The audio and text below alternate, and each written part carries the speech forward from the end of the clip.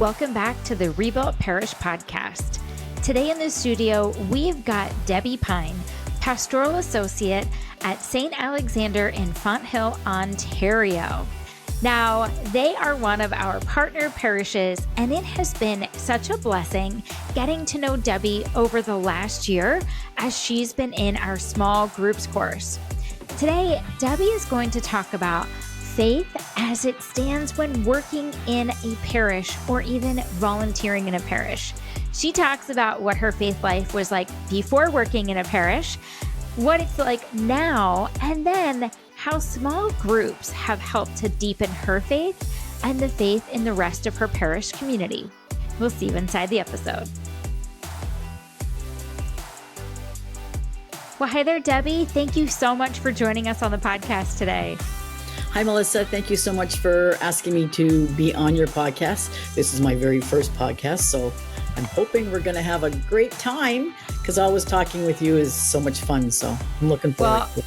I'm excited, especially because, Debbie, we got to talk every other week, basically, for a whole year in the small groups course. So I have a feeling this conversation is just going to be a lot like us in the course together, kind of chit-chatting about things. Absolutely.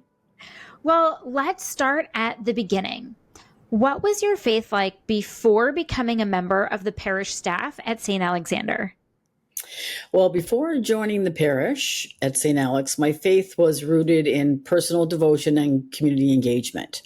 I regularly attended Mass. I volunteered for various church activities, which provided me with a sense of belonging. While I was active in my own faith, I navigated my spiritual journey independently, seeking growth through prayer and reflection. So I was kind of on my own, just attending Mass every week. Right. Well, and that makes sense. I think a lot of us, we do have that devotion time and prayer time on our own, which is a great spiritual practice to have. But sometimes we know that, well, not just sometimes, but we know that faith in community is so important. So I'm excited for you to share a little bit more and go deeper on that. But how about this? I would love to know, because I don't think I even know this story, how and when you joined the parish staff and what drew you into that role.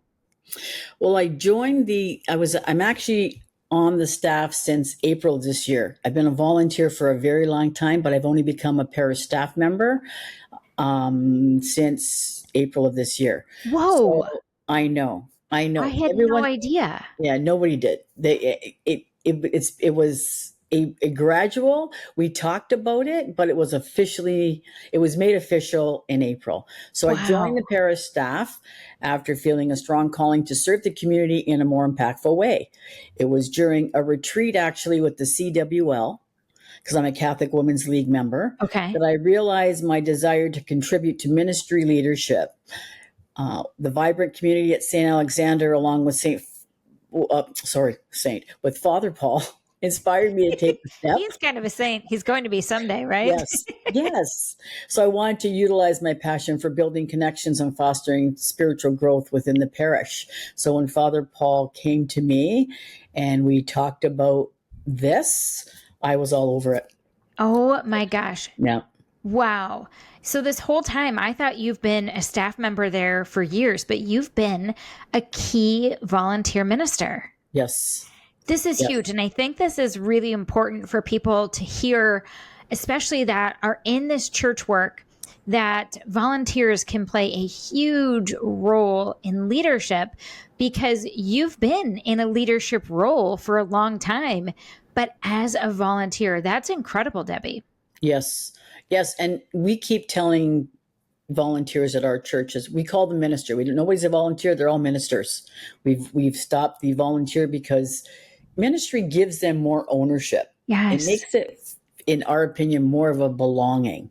So if they're a minister in the church, it's ownership in the church. So we're asking everybody, we're actually doing a ministry quest right now. We want everybody in the pew to be a minister of some kind. Yes. Oh my gosh, that's so important. Debbie, how has your personal faith grown or changed since stepping into ministry leadership at St. Alexander?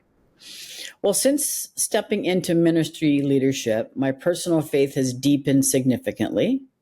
Engaging with parishioners, walking alongside them in their spiritual journey has enriched my understanding of God's love and grace. I've developed a greater reliance on prayer and have learned to see God's presence in various aspects of life, both personally and through the experience of others. So helping others walk the walk has been really enriching for me. Oh my gosh, talk to me more about that. What does that look like when you're helping others walk the walk? Well, I don't think we realize as leaders that we're helping when we help. Like even someone that just a smile, like recognizing a name. You don't know what everyone else is facing in life. So for me, just I say hello to everybody as they walk in. When you know their name, it's great. When you ask them about their kids or their husband, they have that, oh, wow, she remembers who I am. Yeah. Just the acknowledgement of other people and the kindness to other people goes such a long way. For sure. For sure. Now, we know that working for the church can sometimes be challenging and it's not always easy. Were there any unexpected ways that working for the church challenged or strengthened your faith? Well, working for the church has presented both challenges and opportunities for my growth in the faith. One unexpected challenge was navigating the emotional complexities of supporting parishioners through their struggles. I'm not a counselor at all. Right. But these experiences have strengthened my faith, and I believe I got my strength from God because He just used me as the vessel. Yes. The encouragement from Father Paul, our parish planning team, the community members have also reinforced the idea that we're all in this journey together. And when you realize that, that's the key, I think. We're all in this together.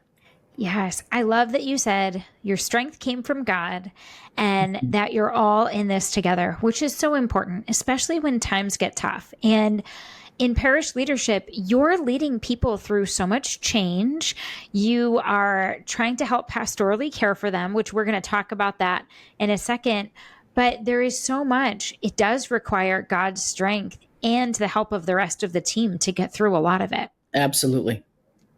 Now, Debbie, here's what I was excited to talk to you about today. And this is about small groups. You have played a key role in launching small groups at St. Alexander. What was that process like for you personally and spiritually? Launching small groups at St. Alexander was both challenging and rewarding. Personally, because we'd never done it. We thought we did it, but we never did it. Tell me more about that. Well, because small groups, one church, one message. Yeah. You know what? We wanted to everybody doing the same thing, everybody walking the same walk. So personally, it was a spiritual journey that required prayer and dedication. Seeing the community come together in smaller settings has been so fulfilling. It's allowed me to connect with parishioners on a deeper level, fostering an environment of support and growth. And when I say that we've never done it before, we've had things happening at the church, but when we actually did the course with you and Tom and everybody else about small groups, if the light bulb finally went off and we were like, okay, now I understand what small groups is all about. Now we get it. And then we implemented everything you gave us. You were the catalyst for us. You really were. Like without your help, we wouldn't have been able to achieve what we achieved. Well, you guys put in the work, and I think we need to let people hear a little bit about some of those great results that you had too. So do you remember when you launched during Lent this year, how many small groups you had? I do. Our goal was to get 20 small groups, 100 people. We got 22 small groups and 140 people. That is incredible right there. Yes. And that's 140 disciples right there. Yes. Because small groups are such a key part of that discipleship. You know, when we were talking earlier, how you said, yes, I was going to Mass every week. Yes, I had that prayer and devotion time for myself. But this is that faith and community piece. Going to Mass is part of that. But engaging in small groups is another key part of that. Yes. And you helped make that happen for 140 people, surpassing your goal, which is so incredible. But now share with us a little bit about that impact that small groups have had on your own walk with Christ. Small groups have profoundly impacted my walk with Christ. There was a pivotal moment during a group discussion when a member shared their struggles, which resonated deeply with me. This opened up a conversation about vulnerability and faith, bringing clarity to my own doubts, and it reinforced the importance of community and support in our spiritual journeys. Again, we're all in this together. I keep going back to that. We're all in the same walk together. And walking Definitely. it with other people is just so rewarding. For sure. And Debbie, you did something unique with your groups too. Can you share some of those things that your group personally did that helped with your faith walk too? Well, we let people build their own groups in their own settings. So we met in all different places. We met in the church, we met in coffee shops, we met in restaurants, we met in the library. People went on walks and did theirs. They did them in exercise classes. It was amazing for me to see the different ways people came together. Transitioning from organizing small groups to being a participant was also very enriching for me. It allowed me the experience, the vulnerability, sharing my own faith journey with everybody else. Like the stuff that came out of the small groups meetings, I can't even put a price on it. It was just, it's priceless. It was, and we're still continuing because we're continuing with small groups. They don't even want to stop after we finish. I love it. After the first one, they're like, okay, we're not getting together next week. Oh no, we have to get together next week. I So love that. yes, so people even over the summer they continue with their barbecues and they went out for wine and they went out for dinner and it's amazing. And we have coffee after every mass in our church every week.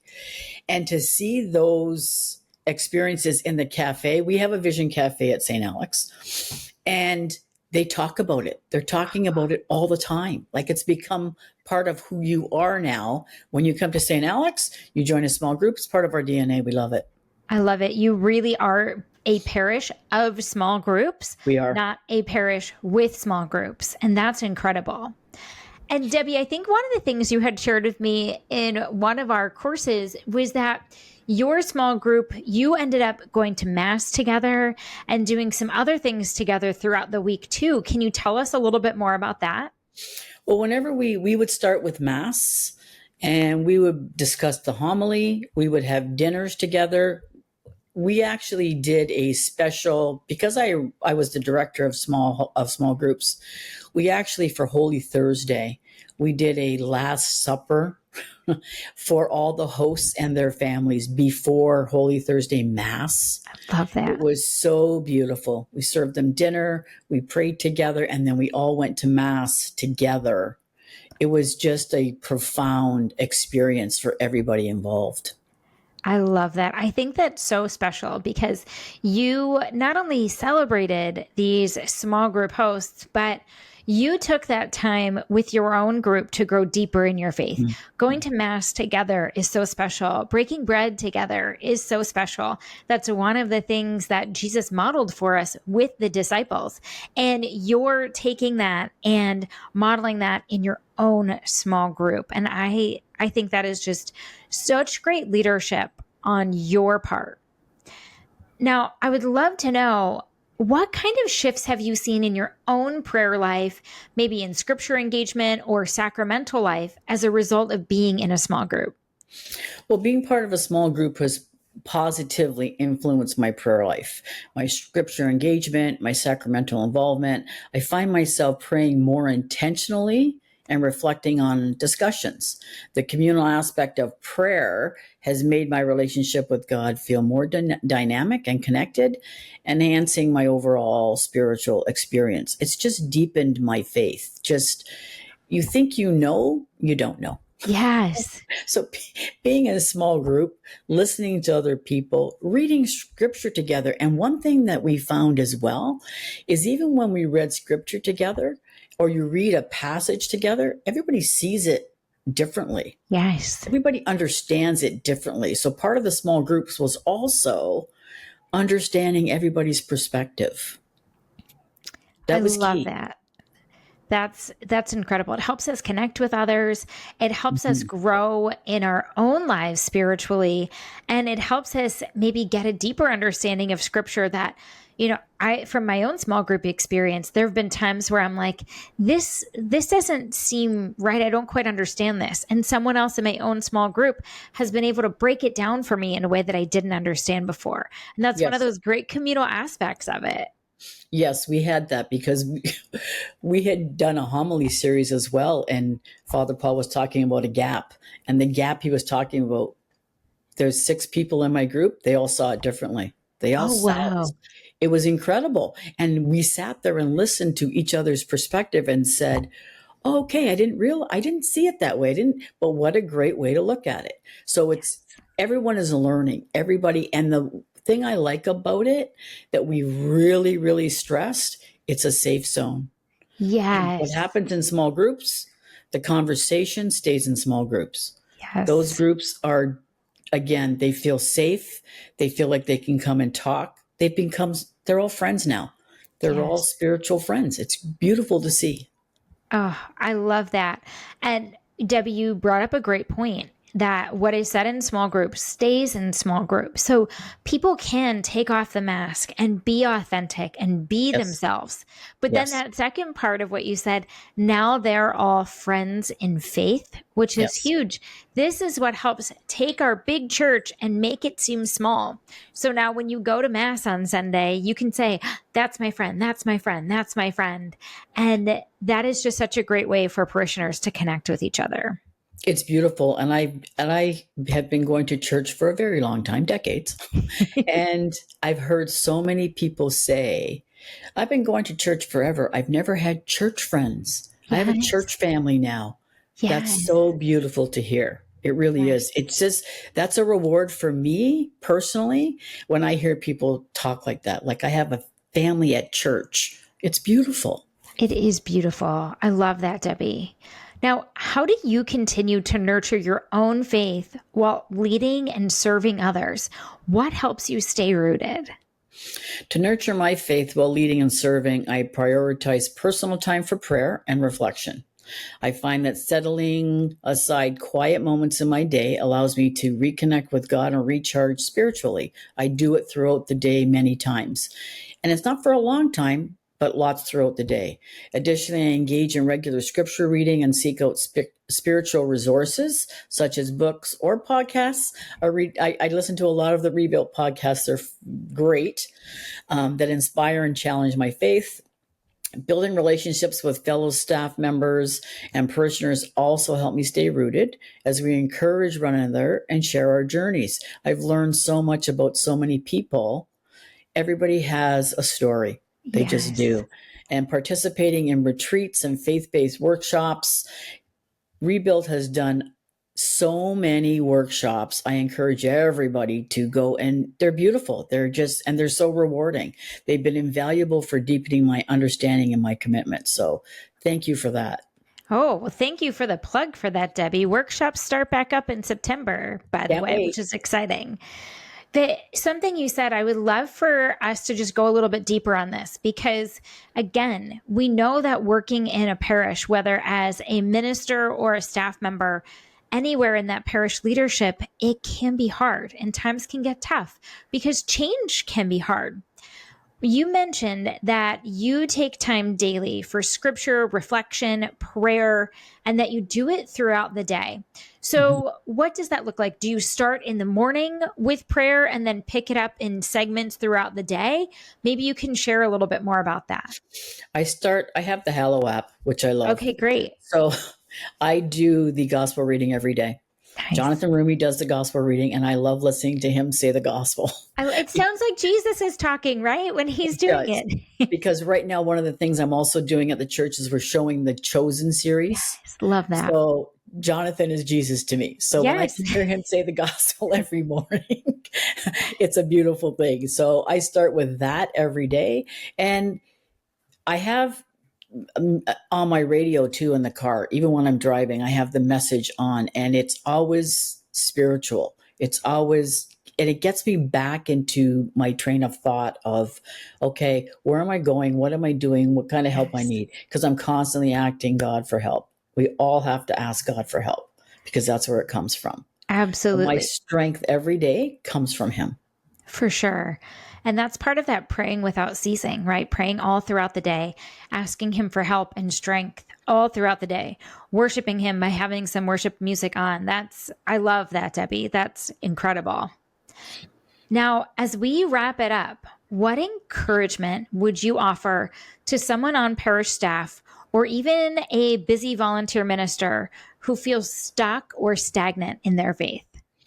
For someone on parish staff or a busy volunteer feeling stuck or stagnant, I would encourage them to take a step back, reevaluate their spiritual practices. It's important to remember that faith is a journey and it's okay to experience seasons of doubt or stagnation. That's okay. I suggest seeking out a mentor or joining a small group for support and Yes. accountability. Engaging in new forms of service, exploring different aspects of the faith can also reignite passion. But most importantly, I remind them to be gentle with themselves. Allow grace and patience as they navigate this phase of their journey. It's moments that we struggle that growth occurs, leading to a deeper understanding and connection to God. So trust the process. It's okay to Yes. fall. And that's where I think a lot of us, we don't want to fall, but we fall. Right.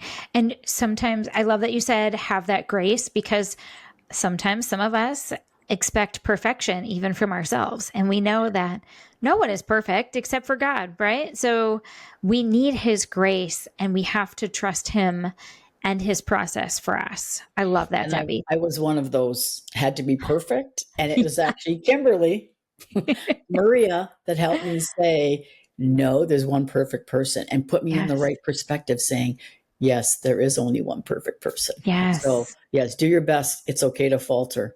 It's perfectly Yes. natural. It's perfect okay, as long as you have people around you to pick you up. And I have the greatest people surrounding me. Okay. So I'm very blessed. Oh, that is amazing. Well, Debbie, thank you so much for sharing with us, for pouring into the Rebuild community. We're so grateful that we have one of you as our partner, that we've got you as one of our partner parish leaders. It's so much fun working with you and Father Paul and getting to see all of the wonderful things that you're doing to make disciples in your parish. Thank you so much for having me, Melissa. It's been a blast. Of course. Well, to all of our listeners, thank you for joining us, and we'll see you next time.